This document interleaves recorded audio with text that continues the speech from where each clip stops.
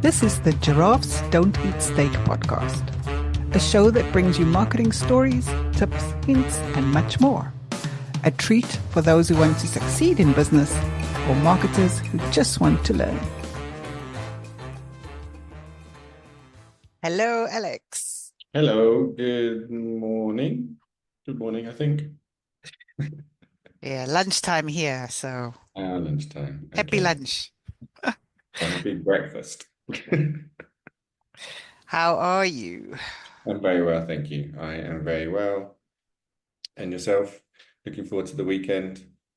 Yeah, I am. I'm super tired. I feel like I've been busy on the go all the time. I had a message this morning going, I saw you were at an event. And I was like, actually, I've been to a lot of events recently. You have to be a bit more specific. Like, which event? Which is not normal for me, right? Like, Yeah, that's, you usually have an event and then take some time between each event. yeah, 3 months, 3 months break. Anyway, and it made me think about being specific because a lot of our clients that come to us are not specific enough about their target audience. And one of the ones that have come up 3 times, really interesting, 3 times over the last 3 months has been, I want to target lawyers. And so I thought, well, why don't you and I brainstorm it? Because we wouldn't accept that as a target audience from a client, right? If someone came and said, my target audience is lawyers, we'd be like, well, that's a bit better than everyone. Yeah. It's better than everyone, so it's a start, but there's still some more we can do, right? So I thought, why don't we brainstorm it and you and I can help refine it and see if that helps anyone who wants to target lawyers. What's the product or service? Do we know? I think I'd rather not say. Okay. We Um, make one up. well, let's say it's a tech service. Okay. Yeah, so a SaaS software for lawyers. Like an Maybe SMS service, do you mean? no. Oh, you mean like a text writing service? No, not text. Tech. Oh, tech. Oh, I heard Tech. text. Like, what? Okay, okay, okay. Okay. Okay, I can see we have to be a bit more specific, right? All right, let's go with um What oh, about contract drafting tech? I don't know if it's even a thing that exists, but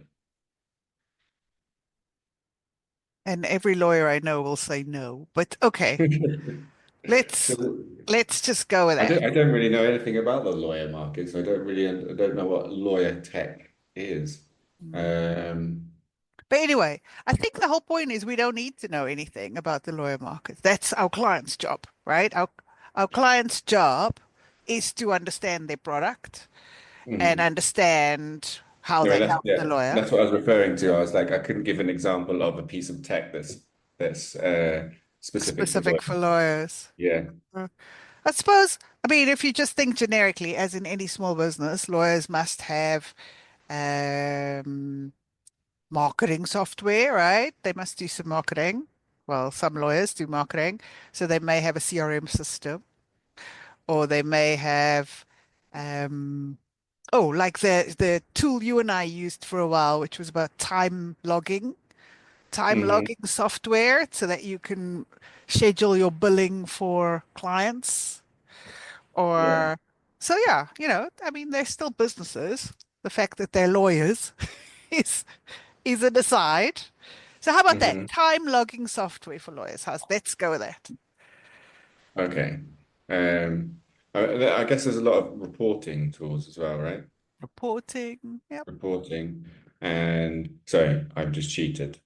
So there's some of the top lawyer techs are AI tools, online file storage, word processors, um, document management, time tracking and billing solutions. There you go. E-discovery tools. Security, right? Like Yeah. when we worked with security Research everywhere. tools. Mhm. Research tools could be a good one. Okay, all of it is irrelevant to our conversation, but okay. But you know who we are. We need to know. We're nosy. Okay, we Security and ethics. we went down a whole rabbit hole now because we're nosy that way. So back we come. All right. So one of the niches that this fictitious client has chosen is lawyers. Where would we start? Um, well, I would start with understanding what the pain point is for the customer. Yeah, that's it. What is the pain point you solve, right? What's keeping them up at night? What are they thinking of that you can solve? More simple stuff before we get into the in-depth emotional stuff for me would be, is there a geographic limitation? Are you face to face only, so it can only be in the area where you live? Or is it UK law based? So, there's a UK limitation, or is this a global reach or language barriers, or like what's the geographic spread Yeah. of this target audience? Yeah, so I guess if we're just sort of breaking down who is that target audience, we just need to start with, who is not, who is already excluded from our list of potential customers. So, Absolutely. so let's start with accessibility, like you're saying, accessibility to your service or product. Should we just make an example? So they only, for some reason, only accessible in the south of the UK. Yeah. And I mean, it could be stuff people haven't thought about. So there may be, restrictions because you only have a pound ability for people to pay in pounds. So it may not be a restriction that you've put on yourself, but it could be a physical restriction that you've created with the system that you've chosen, right? That Yeah. it only shows up in pounds, and people often don't like paying out of their currency because they feel concerned by exchange rates, etc. Or if it's a physical product, perhaps there'll be export duty or things like that to think about. So I think geographic, although it feels quite simple, and especially people in the online space always go, "Oh no, anyone." There may be other concept, language. If your website is English and everything you do is English, you've created a barrier, right? You've created a not list. Is anyone who doesn't shop or read English or want to purchase in English. Yeah. Okay, so that's our first question is the knots. Who does this not apply to? Therefore, who's left? Um, and why? Next. Yeah. Yeah, then I mean then I would try and understand, so once we know what are the benefits, what pain are we solving, we can then exclude people who currently do not have that pain. Maybe there can be certain types of firms. There could be, maybe you could be excluding one man, two band firms because, well, uh it could be because they don't necessarily need that quantity of automation or whatever it is that the tool is Yeah. doing in that point. It could also be the budgetary financial value. If it's a subscription based thing that actually costs £1,000 a year or something, and a one man band might not feel like that is valuable enough for them. So we can start looking at the actual service, what it's solving, the cost of it as well, if and who does that fit, who fits within that pocket. So you had two things in there, which I think were great. The one is around size. So Hmm. very much can be related to your service, but could also be related to just the size of business you prefer working with. Some people are there for SMEs, one man bands, etc. Or you may be targeting B2B only. You want the bigger business and lawyers, solicitors can be a firm. Is it a firm of solicitors or is it the one man private solicitors? So that's, I think, also an important considerator. When you say Yeah, lawyers, where are you? And then yeah, your second point that I thought was really good was the financial limitations. Again, based on the price point that you have, is there an affordability level that one man, two man bands won't generally be able to afford this service, or the other way around. Your law firms are of 1,000 people, so your international law firms or things like that will have their in-house team doing it, yeah, whatever service this is, and therefore won't even be on their radar. yeah. So I just think the affordability one actually is often overlooked, I think, yeah, because you can waste so much money on an audience that will just never be able to buy it. As much as they show interest in it and much as they take your free trial and everything like that, at the end of it, they just won't be able to afford it. I like take an example of um, like HubSpot, for example. It has quite a good free trial, yeah, but the once you start buying the more contacts and getting the paid versions, it can suddenly get quite expensive quite quickly. So that, just that as an example, is probably not a great option just to be targeting one man bands. For that, you'd want to be targeting businesses, I don't know, like 10 people or more or something where it makes a lot more sense and you have a higher revenue. I absolutely. just wanted to focus a bit on that because I often see that problem. Yeah, I think that's a good point. The one I see people make a mistake on is size, because a Hmm. one-man band doing everything um, may not necessarily want another tool to Yeah. add to the arsenal, or it depends on where they are. But on the other hand, a team, you need to start thinking more about, well, who is the buyer, right? So if you're looking at, and we're working with law firms now. So if you're looking at a law firm and you've got this tool, the scheduler tool we spoke about, or whatever it is, okay, who is the buyer? Do they have the bigger the firm, the bigger the company, the more procurement services processes they're going to have, right? Of maybe RFPs. Hmm. Maybe you have to now be part of a panel. They may do a lot more checks on your credibility and your history, etc. And so it may take longer. What is the length of time it will take to get in there?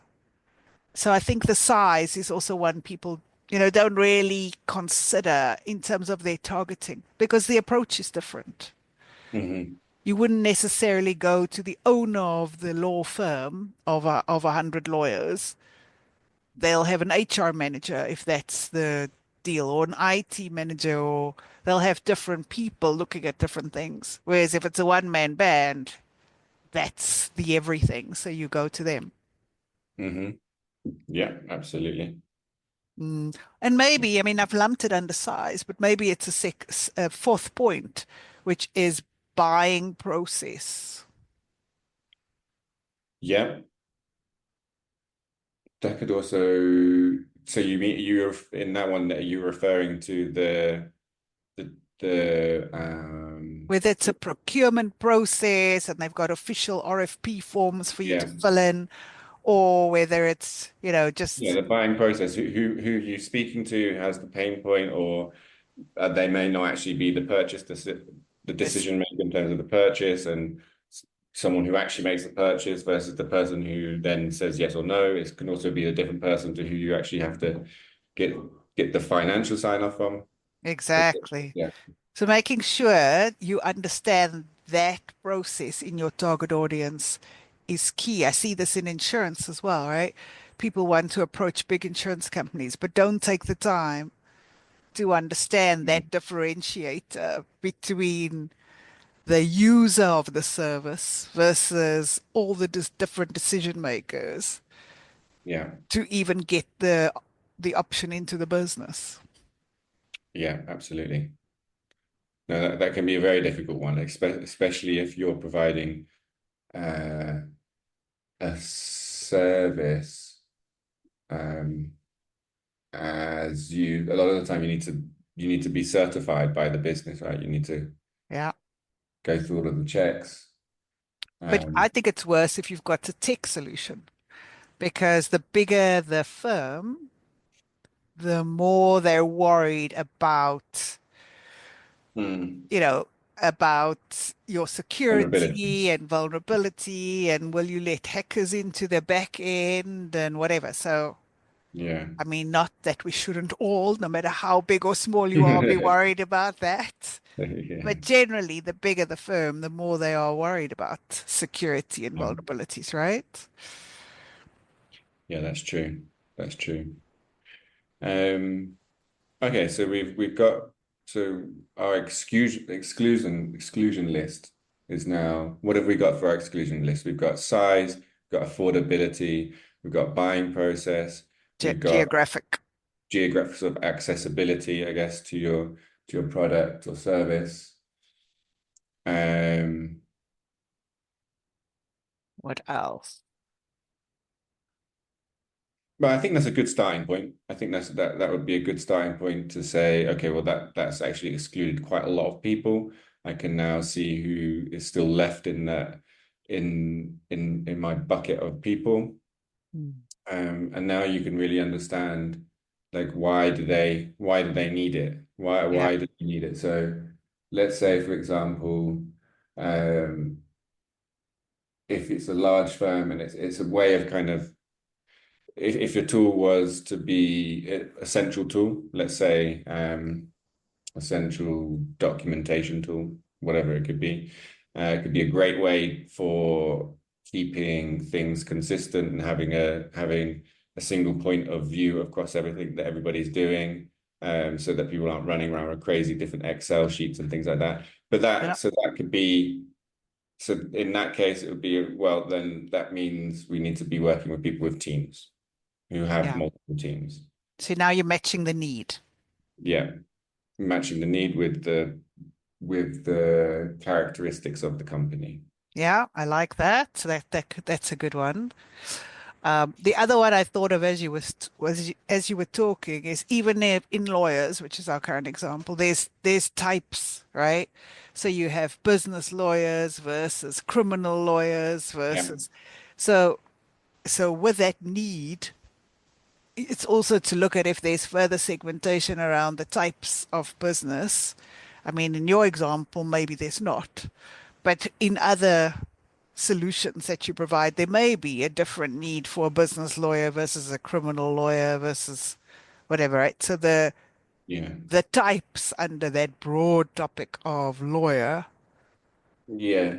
And I guess also just to sort of add to that is commercial versus public lawyer, yeah, because they're going to be having different requirements, I guess, like B2B and B2C, in terms of the interaction they're having with people, public, GDPR and stuff like that. There'll yeah, be slightly different um, requirements from that side. yeah. Okay. So now we've got an even smaller pool. The next thing I would focus on now is where are they looking to satisfy this need? What are so it's, you're almost into the game of what are your competitors, right? So, for example, in the tool we're talking about right now, the easy competitor is Excel, isn't it? You could be doing Yeah. this in Excel already. Yeah. Um, Well, I was just going to jump. I was waiting, but I think maybe this could be a good part to put in your nail in the foot versus pebble in the Pebble. shoe. So, is this an obvious uh, problem, or is it something that? It's just an annoying part of their job, but they didn't realize there's a solution. Yeah. So, so it's kind of like basically understanding if you need to go through a huge education phase or not. Yeah. Just jumped ahead a step, I think. Um, but it could be important just to um, understand that approach, basically. Agree. And ties in actually with my point on competition, not necessarily who else is in competition with you, but what is in competition to fulfill that need, Yeah. How are right? they how are they executing that task or whatever it is that they have to be doing? Because it How, could be manual, could be they use Gmail scheduling tool, could be Excel, whatever it is, but you kind of need to understand that because that's no Mhm. one, people struggle with change. So anything you're putting into the business means a change to the current behavior, right? So you So you need, basically need to just draw a picture of currently what is happening right now so that we can then illustrate a comparison between the two instead yeah. of just saying I've got this tool that will do this blah blah blah blah blah. These are all the features instead of saying you know what you're doing right and understanding exactly what they're doing and go oh that is actually me, that is what I do, and they say wow, I know, I've been there, I've done that, and I've invented this tool and it takes this from 1 hour's job to 5 hours job and sorry 5 minute job. That would be terrible. It takes it from 1 hour to 5 hours, from 1 hour Well, to 5 minutes. it uh, depends. If you could bill for it, then maybe a lawyer will be fine yeah with maybe yeah that. yeah Billing yeah. time will increase. Well, that's another important one. It's what are their priorities, right? Because if their priority is to increase billing time rather than decrease billing time, I'm being nasty to lawyers now, but if that's the priority, then actually a time-saving tool may not be high on their list of priorities. There may be other things that are more important to them, right? Yeah, although they would, but then they could just say, okay, then we've got more time to do more work, but we'll still bill the same hours. But then you need to explain that. Yeah. But it's important to understand the current priorities. I went through this with a customer who is looking at sustainability, anything in the sustainability space right now. And that's the problem with a lot of businesses. Is sustainability is there. It's not even a pebble in the shoe. It's a leaf on a roof somewhere, right? It's Yeah. it's it's that far away. Leaf on a roof.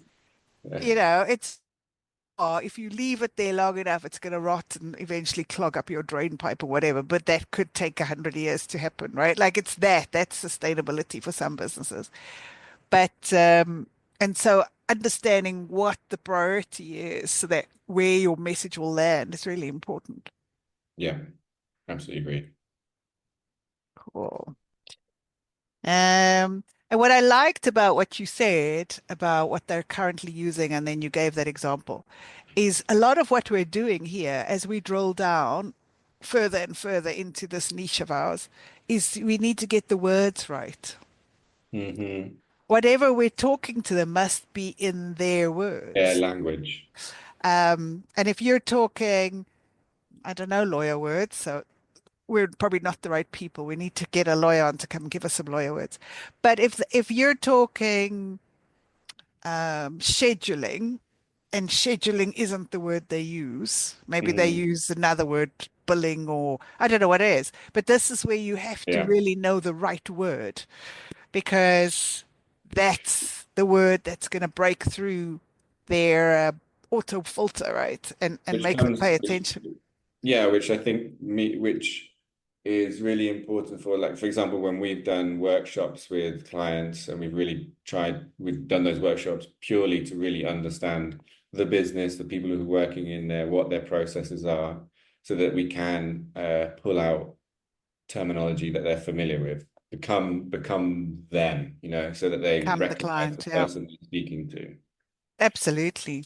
And back in the sustainability space, I was talking to someone the other day who was using um, net zero, right? Net zero as part of the pitch to a potential client. Net zero for them had a negative connotation because it felt like government legislation. Mm, Carbon neutral, which is the same thing, hmm was a much better terminology because hmm net zero had it's a law, right? It came across very negatively, where carbon neutral was soft. So it could be those kind of subtle differences that you need to get to with this target audience. Absolutely. Words are incredibly important. And the formality and informality of it. Maybe if you're speaking to lawyers, sorry if not every lawyer is like this, but I'm just going to stereotype you guys, sorry. But maybe more of a formal language rather than an informal language, like selling something to children, to like, I don't know, young kids, like vaping or something. You have pretty cool language. But with tech for a lawyer, then you'd want to speak in a way that they relate to, and I guess that would be in a more formal manner as well. Mm. So not just the specifics of their processes, but also the tone as well. Absolutely. And with that, is any value adds? And I don't know lawyers that well, but is there any accreditation like CPD points or because they've gone through training, it's a professional accreditation, etc. Is there a value add that they could look for that you can, number one, stand out from the crowd if you're in a sea, you know, you the training for your software tool is CPD accredited and therefore you also get CPD points like I don't know, I'm making it up now, absolutely. But it's that kind of add-on services to help them meet their deeper goals as well, right? Yeah, yeah, that makes a lot of sense. Yeah, um, and perhaps from the other side as well, them achieving something. So if it's a cybersecurity product, for example, you if you can have some kind of accreditation which they can then apply to themselves, saying we are certified, as in like super Mm. security certified. So it's not just necessarily the actual service that you're providing or product, it's also a stamp of uh, approval, certification, reliance that will then help their end customer look at them with a different light. Oh, I like that. I think that's a great idea. Awesome. Okay, so I think we've unpacked this really, really well without knowing the product, which is like really, really Yeah, awesome, right?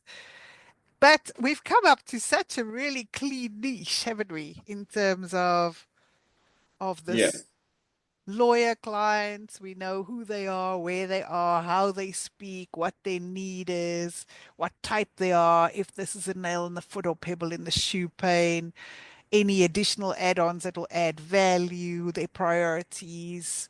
We've got their buying processes, their size, geographic location, and affordability. And Well, I think that's a pretty good start to creating a picture of who you will be targeting without a product. with that product. Brilliant.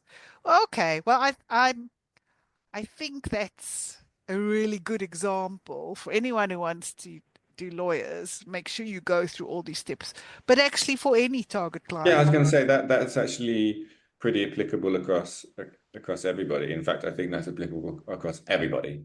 I think you can use that method of thinking across who no important not it's not important. Sometimes I start mixing Spanish things with English these days. Quite annoying. It doesn't really matter the industry or the client as long as you're having that critical thinking Yeah. of what your capabilities are, what your capabilities of your so the characteristics of what you're selling and the characteristics of your business and how they match with the characteristics of the other business. Drawing that picture will help you across whatever industry you're working in. Yeah. And I think it'll also help those who have a disappointed look when they tell me they want lawyers and I still say it's not enough.